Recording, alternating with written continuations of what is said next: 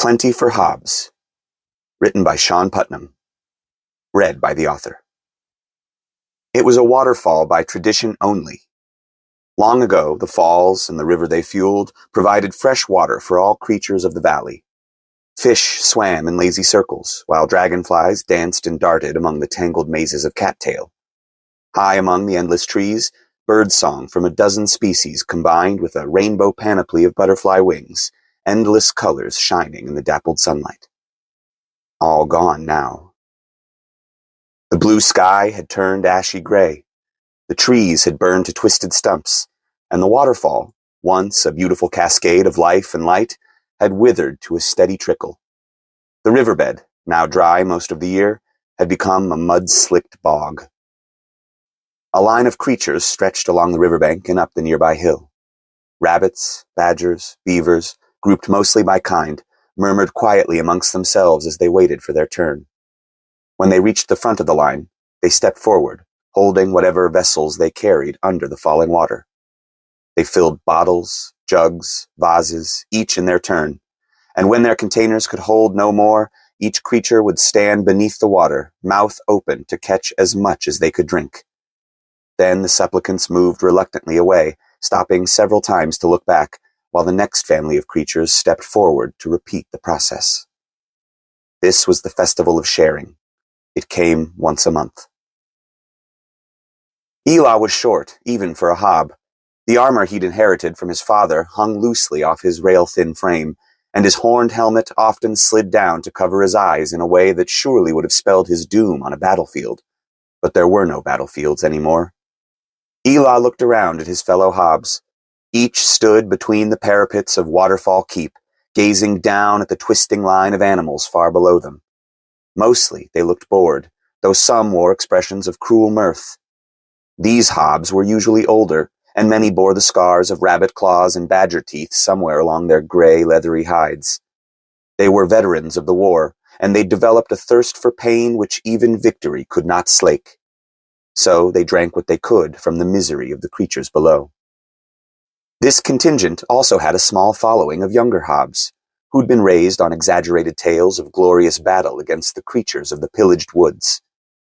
These young hobs longed for their own days of glory, but since the closest any of them ever got to their foes was here and now, they had to content themselves with petty taunts shouted out into the barren valley. If this proved unsatisfying, they sometimes pissed off the side of the wall into the falling water. "Aye, have a bit of flavour." Eli turned. He watched a fat hob snort a thick wad of snotty phlegm into his mouth before gobbing it out into the flow of water. This was Bricko, who was only 2 seasons older than Eli himself, but who styled himself as one of the great boar lancers of old. Bricko's armor was scuffed, telltale marks of battle gouged into its metal, but like Eli, he'd only inherited it from his father. Like Eli, Bricko had hardly ever left Waterfall Keep. Eli doubted if Bricko had even seen a rabbit or beaver up close, but here, high on the walls, bravado came easy, and Bricko's friends rewarded the fat hob's antics with peals of laughter. A burly hob to Eli's right stepped forward and smashed the blunt end of his spear onto the top of Bricko's helmet, producing a loud clang.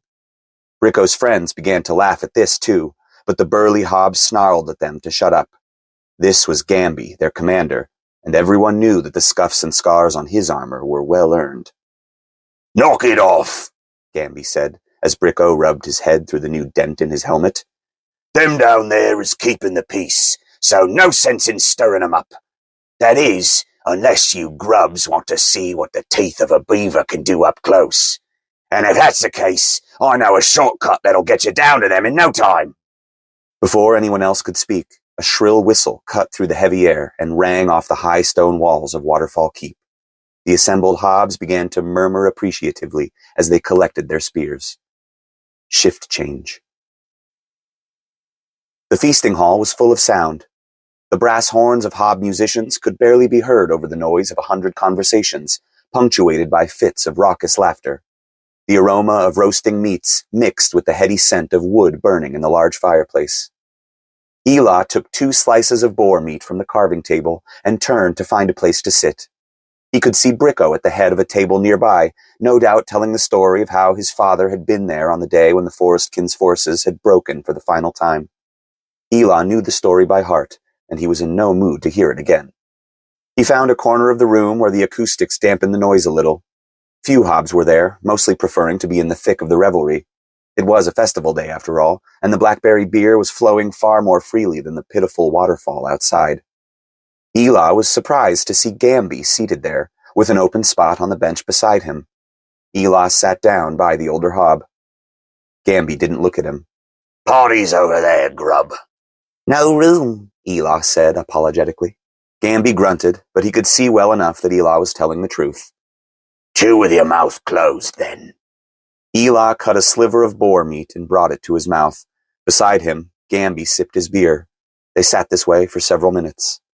"Knew you da," Gamby said at last. "Fine hob." Eli said nothing. "His armor don't fit you." "Mum says if I keep eating, I'll grow into it," said Eli. "You'll get fat," Gamby said. "All we've left for you lot is high walls and shit beer. You grubs got nothing but to eat, tell your father's stories, and get fat." Eli didn't know how to respond, so he forked another piece of meat into his mouth. "Weren't always so," Gamby said, his eyes on the foam swirling in his mug. "Now the rabbits, they could brew a proper ale." "They could."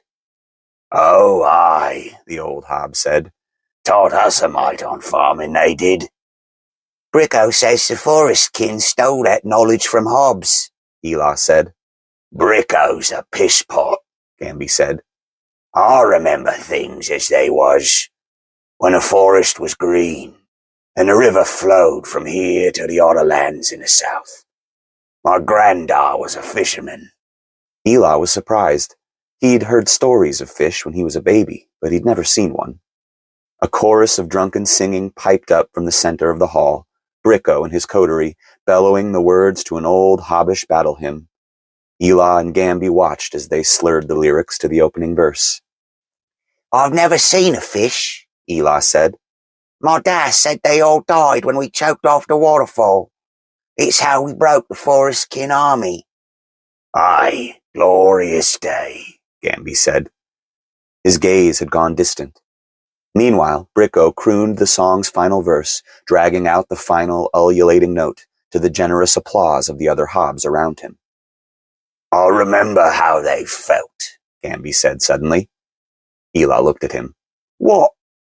"Fish," Gamby said. "Slimy they was, but strong. Tasty, too. Grandad showed me how to cook them over the fire. He always had scales in his beard." Eli imagined tangled Hob hair glittering with silver scales. He had little experience with pretty things, but that seemed to be the right word for the picture now in his mind. Gamby took another drink and grimaced at the taste. "Then we choked the river. Now we Hobs have got as much water as we can stand, and what do we do with it but make shit beer?" "But we had to win the war." Gamby slammed his mug down hard on the wooden table, nostrils flaring, eyes flashing with irritation. For a moment, Eli expected to feel the back of the old Hob's hand, but gradually Gamby's expression sagged, and he turned to stare once more into the frothy depths of his mug.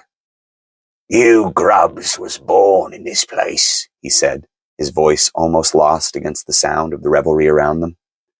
"You don't know the world like it was, when there was plenty." Eli tilted his head. "What's plenty?" "The forest went on forever," Gamby continued. "Food in abundance, and the river. How many kingdoms share in her? Rabbits, beavers, Hobs. We all drank our fill, and she never ran dry. Plenty for all." Eli tried to imagine it, but found he couldn't. The idea of that much water freely flowing, available to anyone, sounded impossible. A green world full of life, that sounded impossible too. "But there's them as weren't satisfied with plenty for all," Gamby said. "What if somebody tried to scoop up all that plenty for themselves," they said. Better we done it first, because if we was thinking it, somebody else was too. So we took the river, we took the forests, we kept what we needed, and we burned the rest. Now, what plenty that's left is for Hobs." From his table at the center of the hall, Bricko suddenly bellowed angrily. Eli watched as Bricko and another burly young hob each grappled over one end of a wooden tray of cheeses. The wedges of cheese spilled onto the floor as Bricko yanked the tray towards himself, then drew it back and smashed the flat end into his rival's face. The other hob fell backwards, black blood flowing from his nose, while the rest of the hobs around the table laughed. Bricko picked up a lump of cheese and rubbed it against his pants before popping the whole thing into his mouth. Gamby, who had also watched this exchange, shook his head. I wish I could have seen it," Eli said quietly. "The river, the forest, the fish." Gamby suddenly slammed his mug against the table again. "And are you not grateful, Grub? Have you no idea what we sacrificed to give you this world?"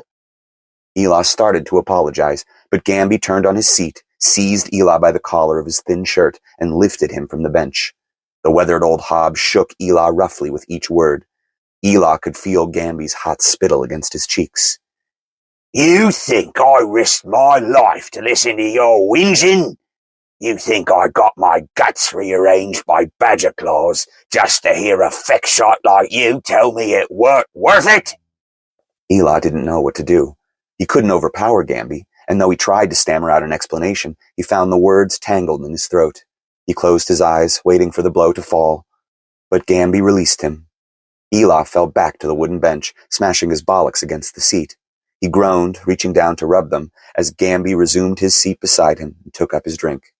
He raised it to his lips and took a long pull. Then he turned, and Eli saw that the old hob wore a sad smile. "Thing is," Gamby said, "I might agree with you." All around them, the party continued to pulse and swell. When the kegs were drained, more were brought. When the carving table had been cleared, a freshly roasted boar was carried in. Everyone ate and drank their fill. There was plenty. Plenty for Hobs, anyway.